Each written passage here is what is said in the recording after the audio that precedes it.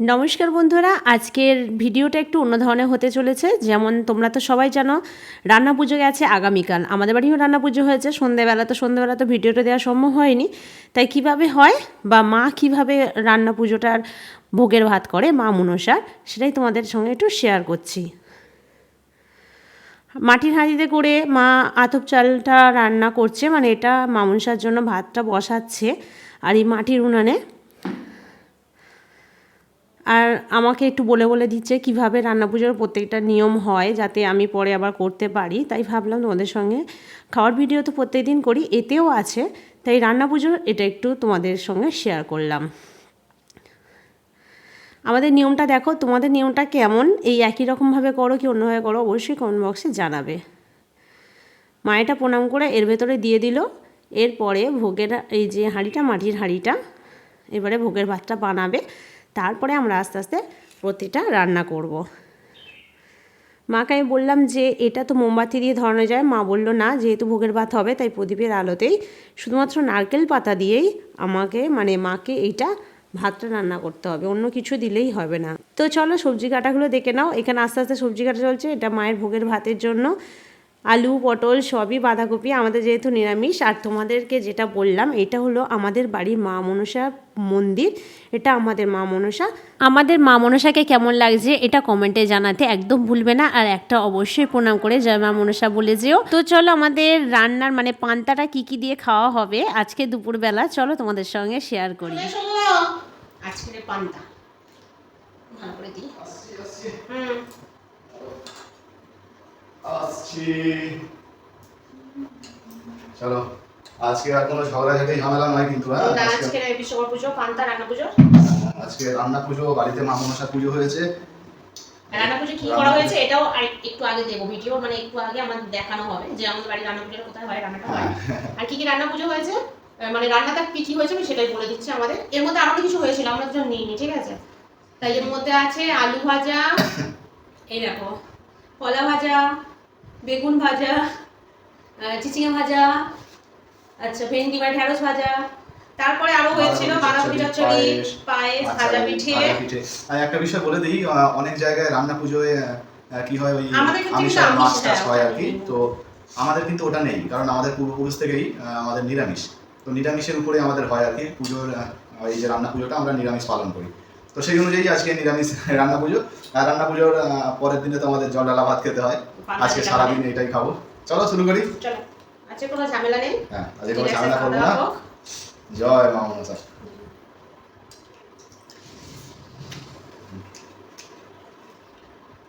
নুনটা ঠিক আছে?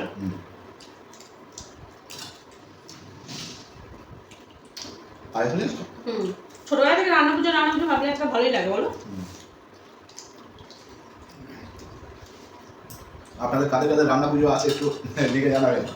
আর কজনে আমাদের মতো নিরামিষ হয়, হ্যাঁ অবশ্যই এটা জানাতে হবে, লাগছে তাই না? কারণ বেশিরভাগ রান্না পুজোতে বেশিরভাগই আমিষ হয়, জানা বলো। আমিষ হয় বেশিরভাগ মানুষের আমিষ, মাছ হয়।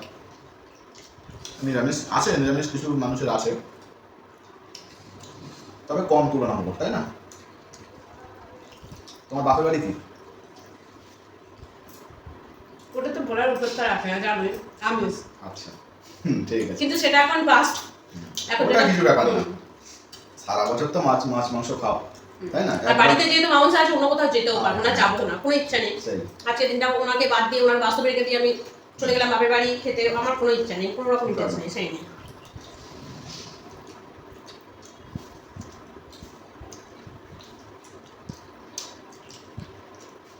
আমাদের বাড়ির মা মনসার যে মন্দির আর কি, মূর্তি, একটু মায়ের ছবিটাও স্ক্রিনে দিয়ে দেবে যাতে সবাই একটু দেখতে পায়।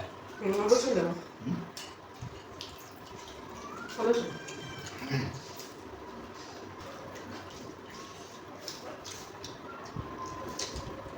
বিশ্বকর্মা পুজো ঘুরি বেড়াচ্ছে পাশের বাড়িটা। তো ডিসকাউন্ট পুজো থেকে আমাদের পৌষ পার্বণে বেশি। হ্যাঁ, আমাদের এখানে পৌষ পার্বণ বেশি হয়।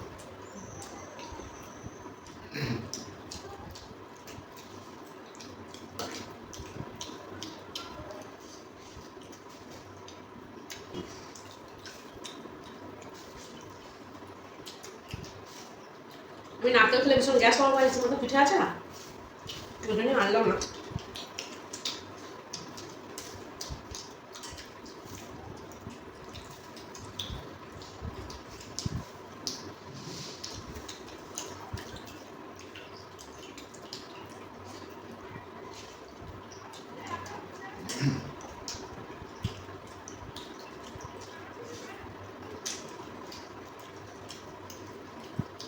এটা কি বলতো? মেয়েদের হাতে কাটা চিচিঙে ভাজা, জাস্ট এই মোটা মোটা কেটেছে। আমাদের বাড়ির কারিগরগুলো খুব ভালো, যে যেমন পারে তেমন কাটে সবজি।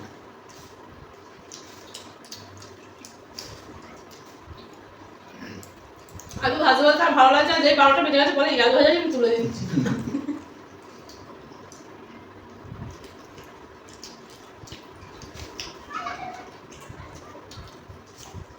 খাবার খাচ্ছ, খাবার হাতে উঠে যাচ্ছে। নিশ্চয় তোমার থেকে এসছে চিটকে দেখাছো, খুব একেবারে বাজে, লোককে ফাঁসিয়ে দেওয়া গেল। আমার এর কাছে কি করে গেল?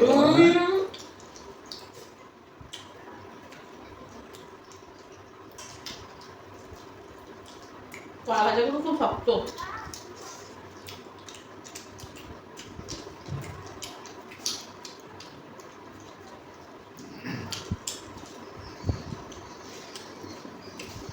আমি আর ঝাল ভাজা খেতে পারলাম না। যেটা পারবে খাও। এত খাওয়া সম্ভব একসঙ্গে?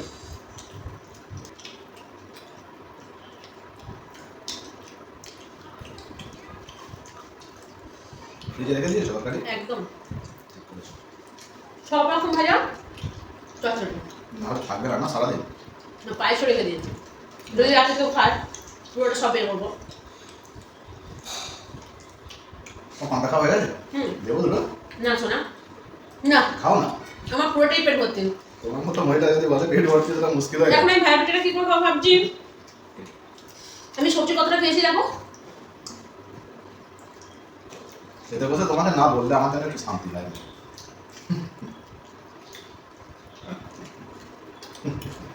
বাজে খুব।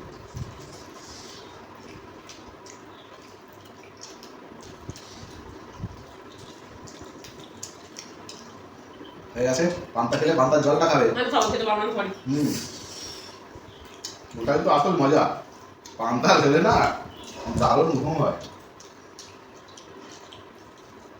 যদি ফ্রিতে ঘুম চাও তাহলে খাও।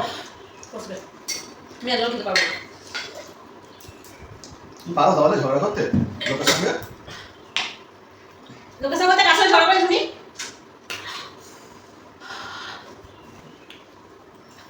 পান্তা খাবে তুমি? ঠিক আছে, খাও, পায়েসটা খাই। হ্যাঁ খাবো। আমার দেখো 5টা কত সুন্দর বসে, তোমার দেখো।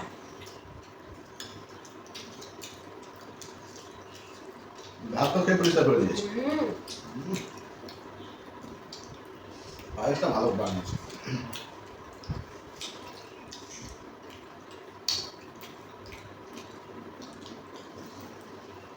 বউ রান্না করে বেশি ভালো বলতে হয়। এটা তো বউ করেনি মনে হচ্ছে। তাহলে বুঝে শুনে ভালো বলবে।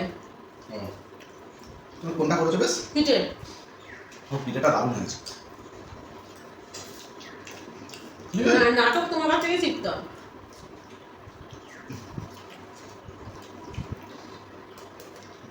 না, পিঠা দারুণ হয়েছে পিঠেটা। খেয়ে বলি। হ্যাঁ, সে বলবে কি, তো ভালোই বলতে হবে। কেমন?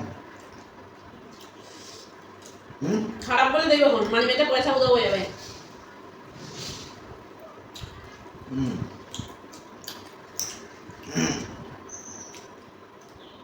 খারাপ বলো তাও দেবে। ভালো হয়েছে। বাহ, ও খুব সুন্দর হয়েছে। তোমার মতো পৃথিবীতে কেউ বানাতে পারবে না। ঠিক আছে, ভালো হয়েছে, শুনতে চাইছিলাম। চলো আর খাবে না তো? না, শুনেছো? বসে বসে পিঠেটা আর পায়েসটাই ভালো, আর এটা আরো ভালো। ওটা খেয়ে যে জায়গা থেকে এটা খাবে তার মানে এটা খাওয়ার দরকার নেই, খেয়ে তুলে দেবো। ভালো, শুধু ভালো। ঠিক আছে, যাও। বলতে না চাইলেও বলা যাবে।